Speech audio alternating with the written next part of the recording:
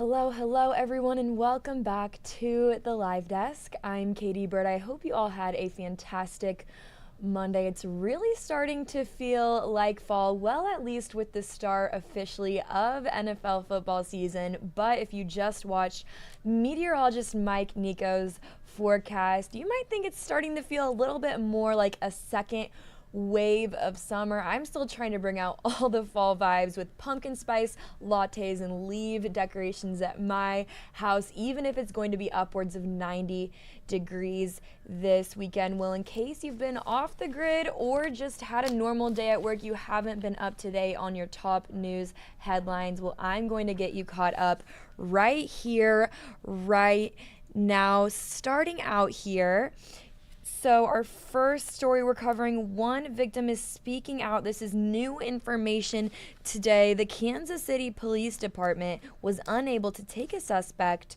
with a warrant off of the streets. The reason for this might shock you. Our reporter Grace Smith covered this today. I want to go ahead and bring you the latest in just a second as I find this here in our rundown.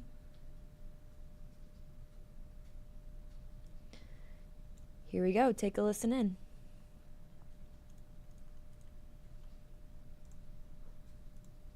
I was the absolute wrong person for him to go after. Carter Taylor says she was walking on McGee Street along the old Kansas City Star building Sunday afternoon when a man jumped out and started to chase her. I'm telling you, I was going to have to go with him, and I waited for the right moment. The ground was really gravelly and sandy, and I took off sprinting. She says she ran into a nearby store and called 911. But he jumped out from a hiding spot, and I had a feeling he probably went right back to it. And I was right, because that's where the police officers found him, hiding like he was going to do it again to somebody else. KCPD confirms to me officers did respond and found the suspect, but say there was no criminal offense.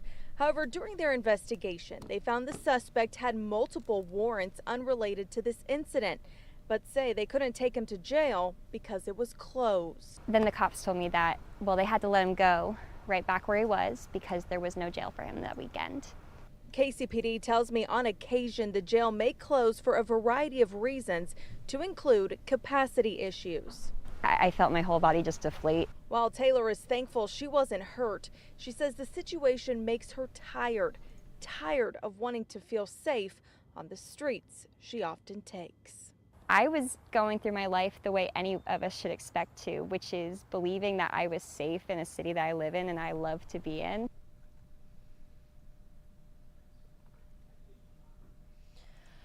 I can't even imagine being in that victim's shoes. She is certainly so brave for speaking on her experience. And if I was her, I feel like I'd be a little bit frustrated with this situation. Well, next up, if you're thinking about taking the Kansas City streetcar this week, well, think again. This is because the streetcar has temporarily suspended service all week for maintenance and upgrades.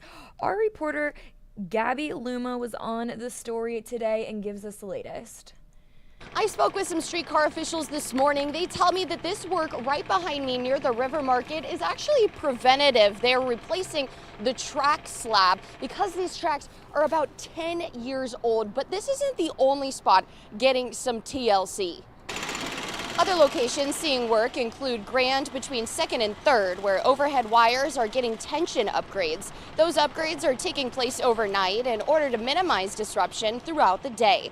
Streetcar Link buses are running in place of the streetcar this week, with stops every 15 to 20 minutes. Streetcar officials say this maintenance, some necessary and some preventative, will help the overall running of the streetcar service, as the South Extension is set to open in just about 1 month. We want to make sure it's operating as efficiently and safely as possible. So this just makes the entire system, the work we're doing today and this week, this entire system to run smoothly. And Mandelbaum adds that the streetcar is only supposed to be closed through the rest of this week, but if there are any further delays or any updates you need to know, you can sign up to get texts from the streetcar. It'll go straight to your phone and let you know when it's opened back up immediately. Reporting from the River Market, I'm Gabby Luma, KCTV 5 News.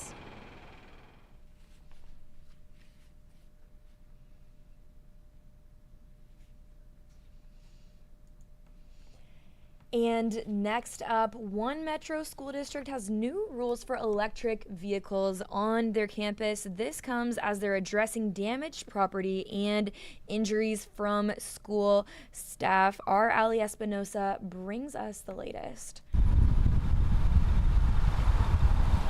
Essentially like a moped of sorts. Annie Heiniger is a mom of 3 and says school pickup now involves dodging kids on e-scooters and e-bikes. Some of them were riding their scooters on the street, and some of them were on the sidewalk, but it was a big enough group that I just kind of like hung out behind them while I was driving. And so you're seeing a lot of these kids who just are not developed enough really to be making smart road safety decisions. It's a concern Blue Valley Schools tells us they know is for parents and also for them. Dan Carney's the director of safety and security for the school district. The danger is the part that concerns us the most, right? But there's also been vandalism with them. There's also been times when they've been operated unsafely during dismissal. They noticed more of them in the last couple of years and says it's why they're now requiring students to sign a permit if they want to ride their e-vehicle to school, issuing them a sticker to place on their vehicle, which they're required to walk, not ride once they reach campus. But I've seen those accidents. I was a police officer in Overland Park for 26 years, and I've seen accidents with when a car and a motorcycle encounter each other, and it's not good. Car and a bicycle, it's not good. This is what it kind of reminds me of. Carney telling us he hopes these new rules help address the concerns. As for parents like Heiniger, she says she will not be buying her kids any e-scooters or bikes. I mean, I think drivers need to be especially aware of kids on e-bikes. I think parents need to be educating their kids on just kind of proper road etiquette and sidewalk etiquette.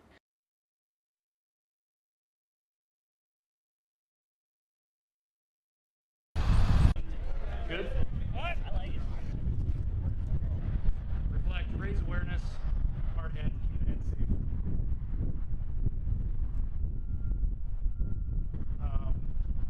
To do this, really, buddy should be brother, sister's keeper here. How we look at safety. But we do have help available. Kyle, after the thank everybody. Kind of change perspectives on. All right, next, Derek. Especially when you're seeing construction industry is leading efforts as far as trying to prevent suicide awareness, but they're still seeing a lot of the higher numbers in cases. And so trying to get ahead of that, getting our employees the resources they need. Good. What? I like it. Reflect, raise awareness, hard head, keep your head safe.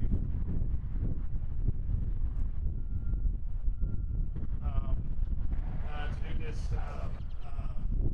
really, buddy should be brother, sister's keeper here. How we look at safety. But we do have help available.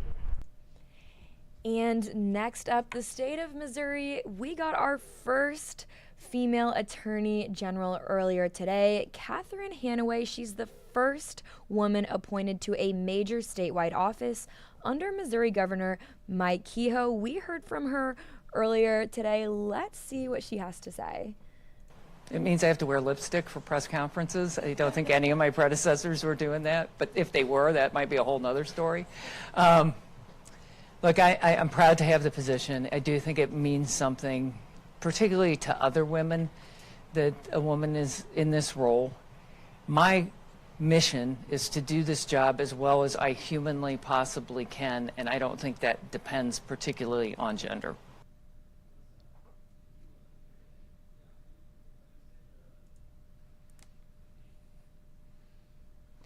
Now, a little bit more background on Catherine Hanaway. The 61-year-old is the fourth person to serve as Missouri's AG since 2018, and she's also a former state representative and Speaker of the Missouri House. Now, next up, one old Macy's is taking a surprising new role. A new brewery is expanding into Johnson County. KCTV stopped by the Big Grove today, which is under construction at the shops at Prairie Village.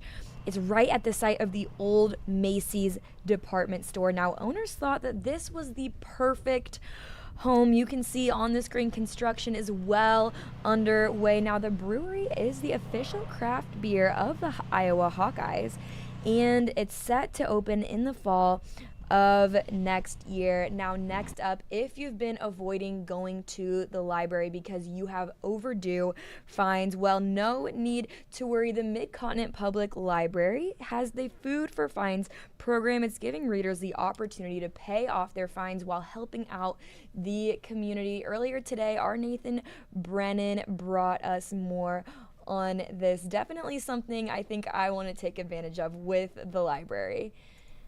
Forgetting to turn in a book on time can be pretty common for anyone that uses a public library, and sometimes those fees can add up pretty quickly. But luckily this week you can pay some of those dues by also giving back. Black beans, some sweet peas, canned goods, things that are nutritious. It's called Food for Fines, a program that's been around at Mid-Continent libraries for over 10 years. The concept is pretty simple. You can bring in canned or boxed non-perishable foods, and in return, your library fines are wiped out. Over the years, the initiative has collected over 200,000 food items, which is a major boost for food pantries like the Community Services League, a nonprofit helping out our communities every day. Just the donation of dropping in a couple of non-perishable food items at your local library could make the world of difference to a family, and I know they help organizations like CSL be on the ready and be ready to respond to whatever needs our community has. Food can be donated throughout the rest of this week, and once it's all collected, it will be shipped out to different food pantries across the metro. And this probably goes without saying, but you don't need overdue fines to make a donation. All you have to do is head to any Mid-Continent library and help make a difference. In Independence, Nathan Brennan, KCTV 5 News. Sounds like a win-win to me. Paying off your library fines that you may have had for quite some time while also supporting the community. When Nathan said that 200,000 items of food have been donated since the inception of this program is absolutely shocking. And it's good to know as well that even if you don't have fines, they're of course accepting and encouraging your donations to help locals who could benefit from it. Now, next up, you guys, it's starting to feel like Kansas City might be the Midwest Hollywood. We recently had the filming of the new season of Ted Lasso. Of course, we had the Hallmark love story movie that was set in Kansas City, Chiefs Kingdom, last year. Well, no surprise here. The Hallmark, is filming another movie right here in the heartland. Our Gianni Navarro brings us more. Scenes like these are becoming more common around Kansas City. It was very shocking. They said that they had been around the greater Kansas City area looking at different flower shops, and they really wanted to use ours. Just last week, Crestwood Flowers turned into a movie set for a new Hallmark Christmas film. I mean, everything was so Christmassy. Marlise Mosley, the owner's daughter, says it's great to see more productions, especially Hallmark, investing in Kansas City. I think we have so much history and just great places to be able to go and film different scenes and just great advertisement for the city. Neighboring business Peruvian Connection, who also scored a spot in the film, says the spotlight is a boost for local shops. We felt lucky that they were drawn to Crestwood shops. This whole block is amazing, and we just wanted to hopefully get maybe a little attention. For years, Missouri lost productions to other states with stronger tax incentives, but now with the state and local incentive, it's making KC a top filming spot. We get calls every day. We have projects that are planning that are on the way not only throughout the rest of the year, but into next year. The film office says Kansas City used to only be used for exterior shots, but now major productions are here to stay. Ted Lasso is a huge, important project to come and film, and it really speaks to the rest of the industry. You know, it says if a project of this size can come and film in Kansas City and be successful, then larger projects like it can come here as well. That also means local talent can work without leaving home. I feel like a lot of times people had gigs here or they had one film here, and now with the increase in production, we're having people that can live and have entire careers here and can stay here.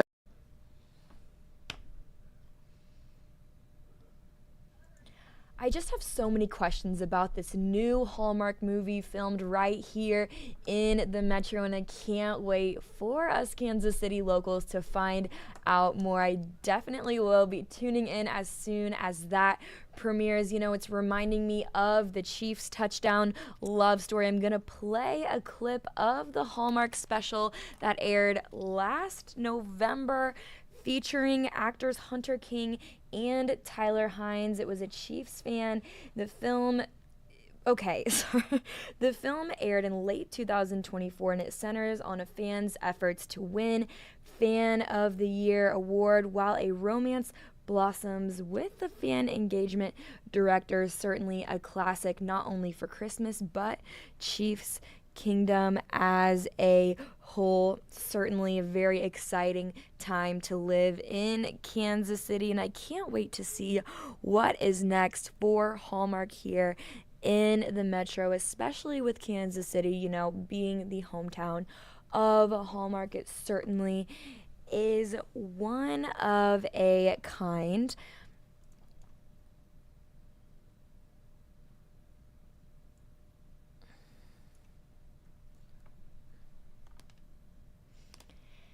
And next up, it's no surprise that Taylor Swift and Travis Kelce's engagement has boosted local businesses with chic jewelry and custom apparel. Well, today, our reporter Alex Love spoke with one local business who wants to emphasize just how glad they are for the couple's engagement.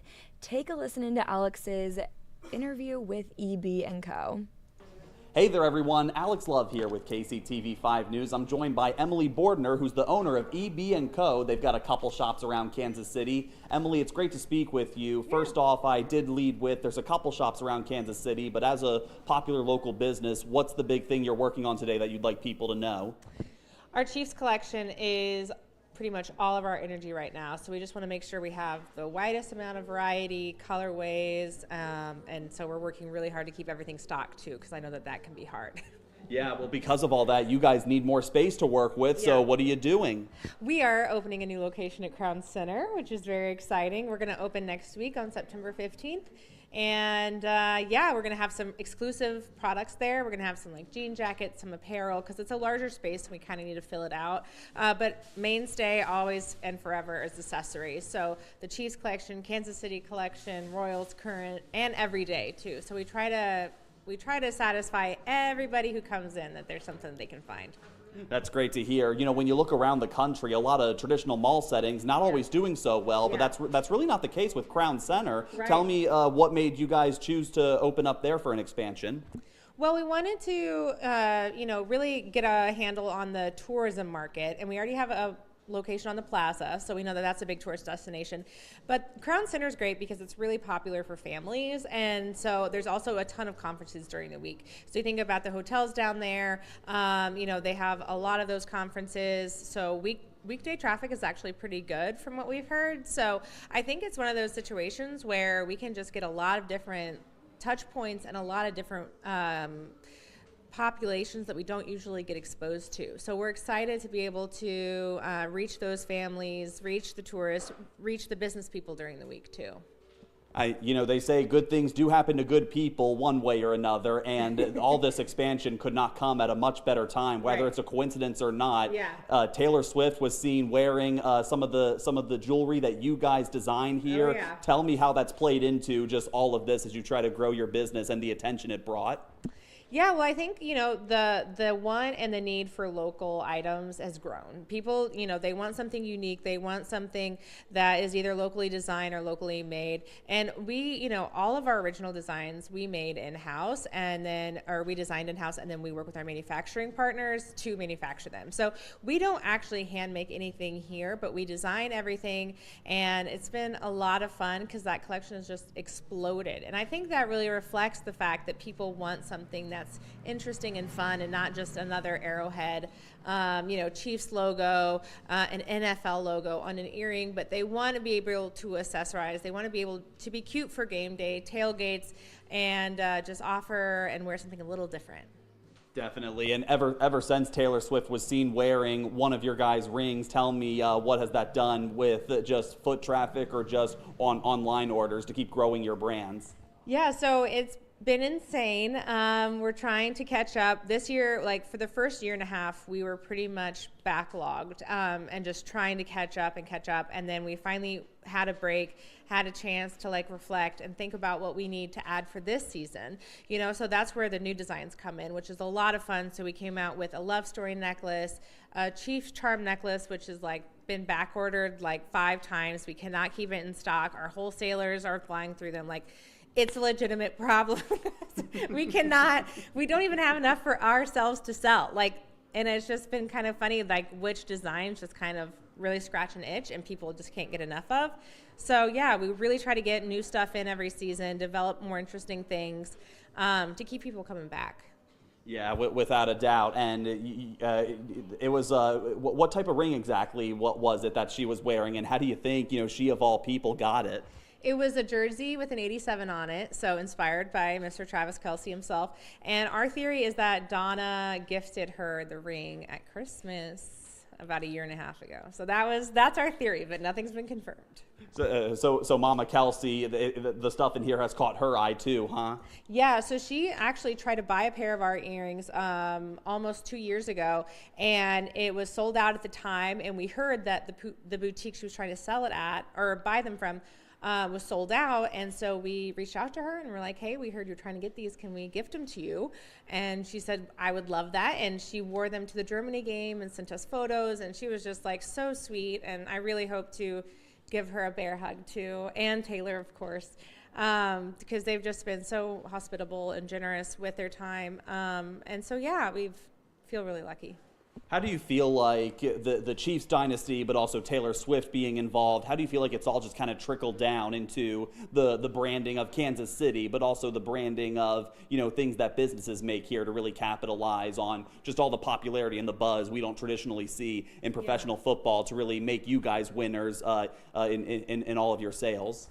I think it's been a great challenge because it's making the people that are designing products, the creatives, to really think about what's missing from the market, what you want to see more of. And I tell you, Kansas City can hustle. You think about that love story post, that engagement post, that same day there was friends of mine that had emails out, products design. We are on top of it, and I just am so proud of us for being being that much on top of it, creating new products that are unique and fun. And it's been a great challenge to come up with something new, and it's something that's going to be that way for a long time, right? Because you want new stuff every season, you want something that's fresh, and so it's a good challenge. It's hard, it's really hard to keep trying to come up with something new, but we always try to listen to our customers, and they give us suggestions all the time, and some of our best sellers are from their suggestions. So we really try to have an open dialogue and make something that isn't currently out in the market to provide that kind of unique accessory. All right. Well, when it comes to just the popularity and sales and the store expansions, we wish you the best of luck. Thank you so much for your time, Emily. Yeah, absolutely.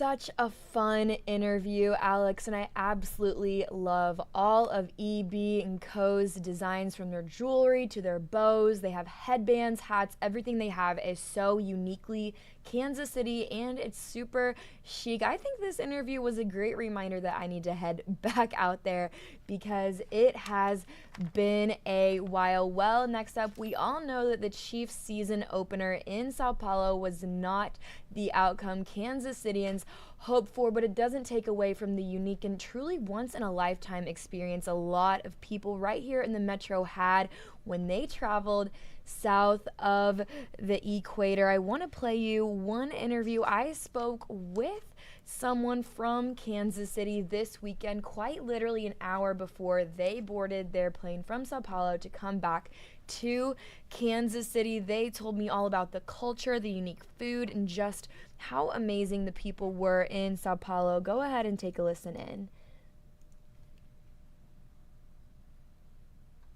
Unique experience as a Chiefs fan at the game in Sao Paulo last night. Now, it wasn't the outcome everyone in Kansas City was hoping for. It still is once in a lifetime opportunity for you. So could you start just by kind of walking me through what it's been like in Brazil? It has been terrific. Once in a lifetime experience is a great way to describe it. The people here have welcomed us. I told my family they welcomed us like cousins. At the stadium last night, they were toasting and kissing us on the cheeks and just very excited to have us here in their country and to be a part of American football. It's been wonderful. Kelly, that's incredible. And so I'm curious, we were all watching the game here from Kansas City. I did see a lot of Chiefs fans, but since you were there more Chiefs or Chargers gear in the stand? I'm curious. A lot of Chiefs gear, plenty of Chargers gear as well. But honestly, there was every jersey we saw almost every NFL team we saw of all ages, but most teams represented more red than Chargers gear for sure. That is what we love to hear. And so I'm curious, you've been in Brazil for a bit now. Could you tell me a little bit about the culture, the food, just the overall vibes of the city?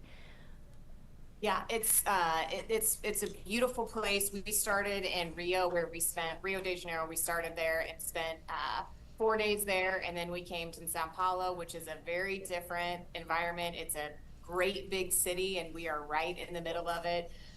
The food and culture and drinks, they all have a flair, and the folks here want to teach you about their culture and about their food and their history, and it's a beautiful place with great people who were really excited to have us as football fans, as Americans, as Kansas City fans. They have embraced us, and we have played and had a great time here. So, Kelly, I'm so glad you all have had a once-in-a-lifetime experience, truly. And so could you kind of just tell me what it's been like, in another country rooting for the Kansas City Chiefs and how unique that is, that football is spreading to more of an international stage? It's been super interesting to work through during the week. Now, first of all, they speak Portuguese here. I do not speak Portuguese, or very, very little. And, one thing we noticed just in our travels, first we noticed that we didn't see any baseball fields. Then we noticed that we didn't see any football fields. And so that the sport of football is not widely played here. And so just being able to share the rules and the stories about the Chiefs, of course, they're excited about Taylor and Travis. It's been really a mix of learning from each other, and we were just so excited to be a part of teaching the folks here about Kansas City and our players and our coaches and just football in general. That is amazing, and certainly, I'm sure, very rewarding to be able to share Kansas City's team with the entire world, especially, like you said, with Travis and Taylor now. And so I'm curious, what was the energy like in the stands from the Brazilian fans? The energy was incredible, and it was like they were there for a big party. Like, you almost didn't feel like you were going to a football game. You were just there with a bunch of your friends for good music and some beers, and it just was, the fans were very excited. They cheer a lot. They do the wave a lot. And honestly, they don't quite know when to cheer for what team, so we help them a little bit with that. But honestly, just happy people feeling blessed to be a part of an NFL game and an NFL experience. I absolutely love that. And so, looking back at your time, I know you guys are flying back to the States later this evening. What is your final message? What would you like Kansas Cityans to know about this game and your experience specifically in Sao Paulo? Yeah, I would say Kansas City fans, if you have the opportunity to travel to an international game or even another game in another city or state and teach other people about how great Kansas City is for so many reasons, our football team, our city, our traditions, I would say find a way to do it. Once in a lifetime experience. True Fan Travel has been great to work with. They've taken care of every detail. So 2 pieces of advice: go do it and hook up with True Fan Travel to do the details for you. You will not regret having that experience in another place. Kelly, thanks so much. Such an incredible message. And I hope, I think your story will inspire a lot of Chiefs fans to want to get out there and travel, not only support their team here at Arrowhead, but everywhere that we play. I'm sure this won't be the last international game for Kansas City, hopefully at least. And so is there anything else that I haven't yet touched on you'd like to mention about your time? We have met incredible people with our group, other fans. It has been truly a once-in-a-lifetime, unforgettable experience. And I say Kansas City fans, just enjoy it, what we have in Kansas City, but go out there and represent our team anywhere and in any way that you can. Absolutely incredible. Well, Kelly, again, thanks so much for sitting down on the KCTV5 Live Desk. We're so excited to share your experience here in the Metro. Here are some pictures of Kelly and her husband with the True Fan Travel Group. Now, if you're curious to learn more about this fan experience travel organization that actually goes worldwide to not only football games, but many different sports, there is a link to that website on this web story. All you have to do is go to the KCTV5 News app or kctv5.com. Well, next up, one former Chiefs quarterback is encouraging a pain game plan. This is after suffering an injury that almost cost him his leg several years back. Well, our sports reporter, Marlia Campbell, sat down with him. Listen into her interview with Alex Smith. Alex, thanks so much for joining us today. Obviously, a lot of fans of yours here in Chiefs Kingdom. Wondering if we can just start with how you're doing, what you're doing, how life has been treating you. Yeah, thanks, Marlia. I'm doing great. Still trying to figure out life after football a little bit. I'm the dad of 3 amazing kids. It's definitely probably the most challenging and amazing thing in my life. But yeah, fortunate I still work for ESPN, so I get to talk some football on Sundays, which I still very much enjoy. It's obviously a different phase for athletes. It's this word retirement's weird. I was 36 when I walked away from the game, and still obviously hopefully a lot of years left ahead of me. So trying to navigate it and figure it out. What has the transition to kind of full-time broadcast been like for you? Yeah, I never thought I'd be doing TV, but really enjoying it. I'm fortunate enough, like anything in life, it's all about who you work with. And I'm fortunate enough to be a part of an amazing team on the Sunday Countdown. Just love who I'm on the desk with, love the directors behind the camera. I feel like I've kind of found a voice and I get to do it my way and say what I want to say. And obviously I've sat in a lot of seats in the quarterback room throughout my 16 years in the NFL. And so really, there's not many situations I feel like I'm not empathetic to. And so really like kind of trying to lift the curtain on what these are like, for the viewers and fans out there, what it's really like in these situations. So enjoying it. Want to talk a little bit about the Chiefs, of course. What has it been like watching this team make their run that they've done over the last 6-7 years or so, knowing the role that you had in mentoring a young Patrick Mahomes and some of the key pieces of this team? Yeah, first off, I think I get way too much credit in this equation, but it's been historic. and that's a fact. I mean, we just haven't seen many runs like this in the history of the NFL, certainly in modern football. The way the cap structure is, the draft, they are doing everything they can from the league office standpoint to prevent this, right? To prevent this kind of consistency at that high a level. And the Chiefs have found a way to beat it. And I actually think, obviously the guy wearing number 15, Patrick, is just a special, special player. And what he's been able to do the last couple of years, I think, with the injuries, they've really flipped to a defensive kind of loaded team. And the way he's been able to play offensively, especially in big moments, given some of the injuries at the offensive line, the injuries at the wideout position, he still play at the high level that he's been playing at is just remarkable. And especially in a crowded AFC.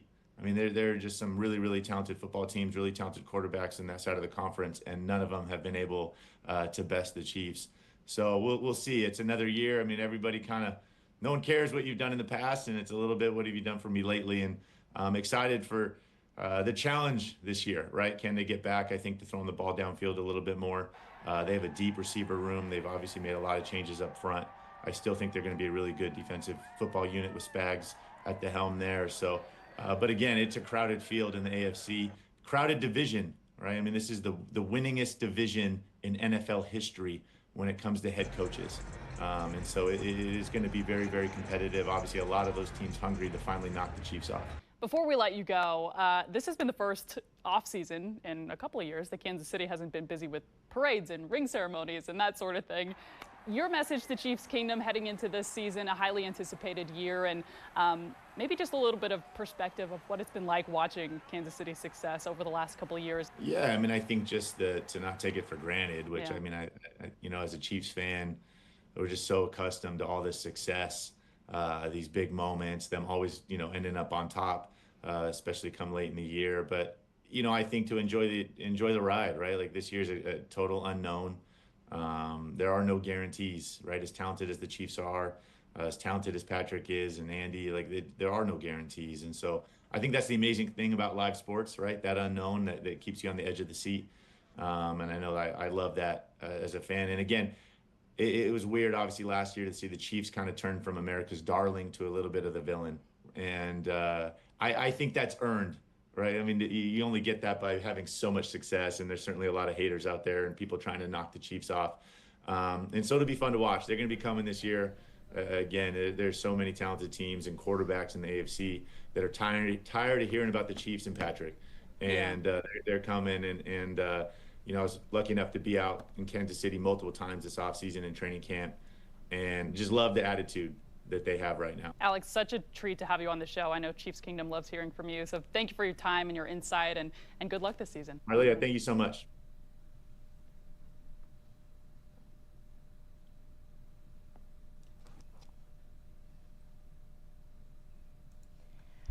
Well, next up on the KCTV5 Live Desk, Missouri's special session on congressional redistricting continues into this week. We've spoken with multiple experts throughout the weekend into last week, and I'm sure we'll talk to some more in the coming days here at KCTV5. Well, earlier this weekend, I sat down with one political science analyst and expert from William Jewell. Her name is Abigail Vector. She gets some insight on what she thinks will happen in the near future right here in the state of Missouri. Go ahead and take a listen in.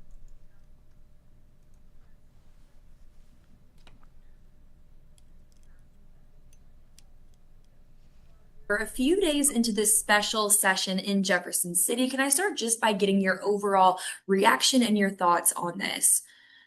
Yeah, it's interesting to see Missouri kind of thrust into this national conversation that's happening around gerrymandering.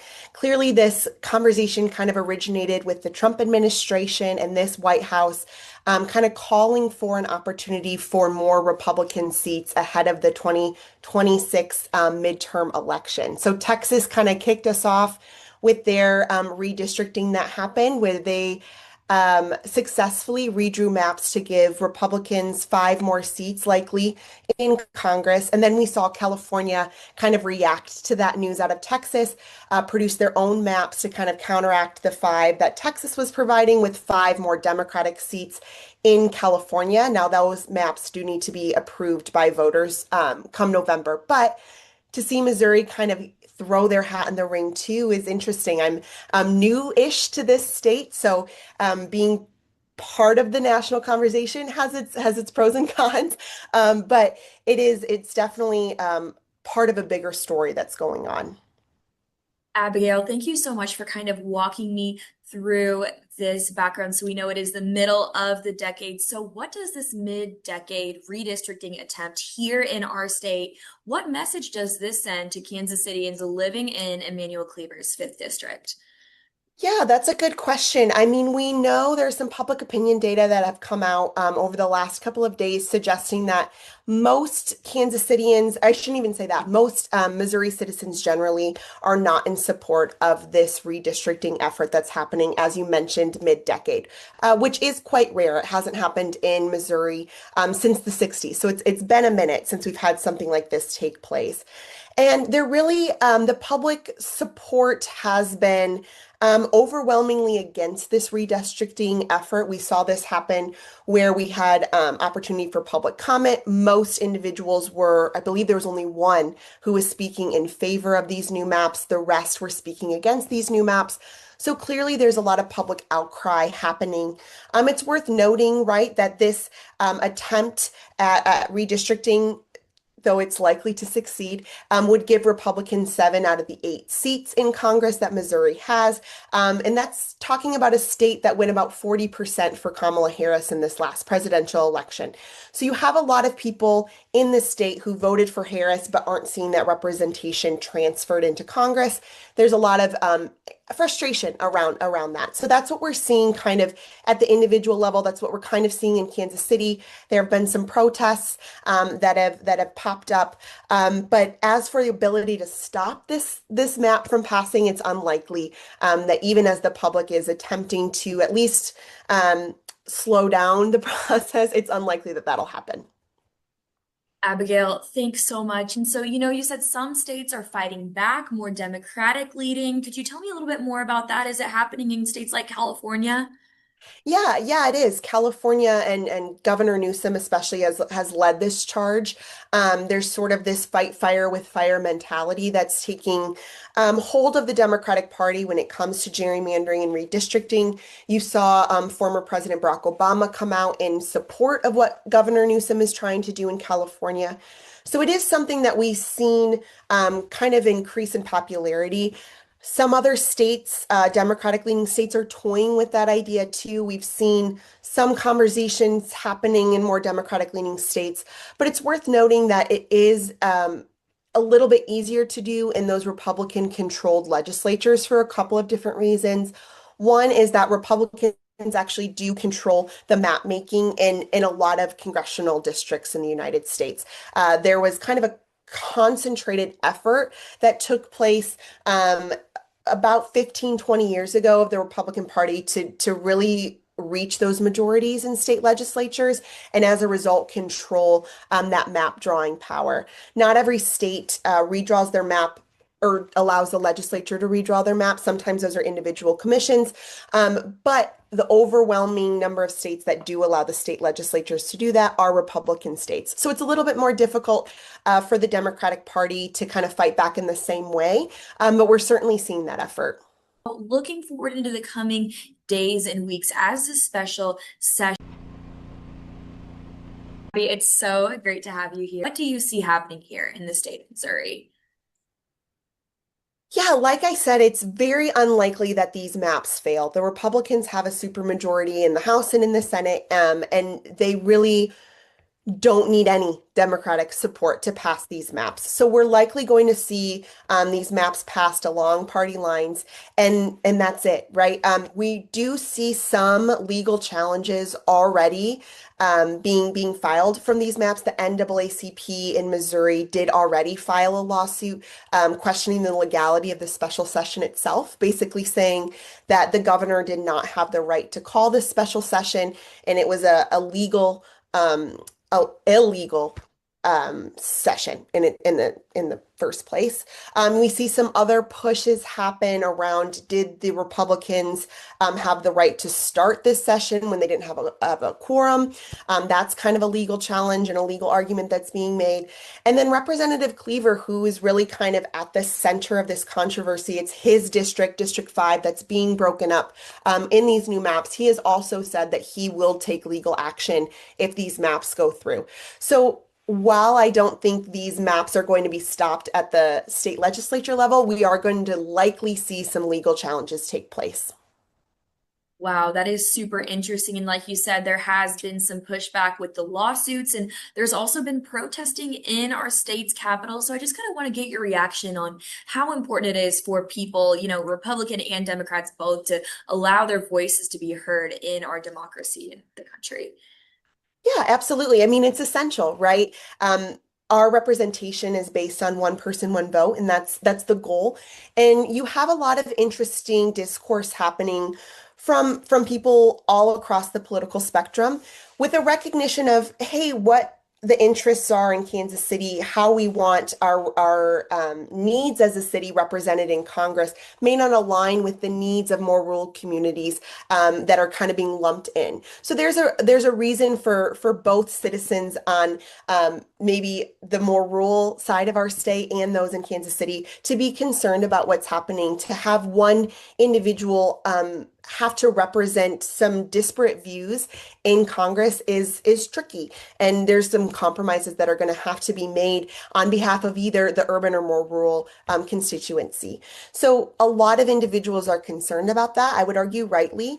And my advice would be to participate and call your officials, call your elected officials, and let them know your perspective on this issue. That's the only reason that we'll see change in the future. And it'll be really fascinating to see how this plays out in 2026. If there's concern around turnout, right? And who feels like their voice actually matters in these elections. All of that is really important for our democracy, and we want citizens to feel empowered and like their vote does matter. And so it's a big deal. It truly is, Abigail, such a great message. And so I'm just curious, this is continuing to be a hot topic. I don't see it going away in the near future, not in Missouri or any other states who are fighting back. And so I'm curious, what is your message to KCTV viewers, maybe those who are living in Emanuel Cleaver's 5th District? Yeah, I mean, my goal and what I always say to my students too is you have a voice and your voice is power, and so not to give up that power willingly, right? There's sometimes this temptation to remove oneself from the political world, especially in this current moment when there's a lot of contention, there's a lot of frustration, there's a lot of polarization that's happening. And my advice and my suggestion would not be to shy away from that, but to lean in and to have conversations with your neighbors in your community, with people, and talk about these issues together. And so I hope that people don't feel discouraged from participating.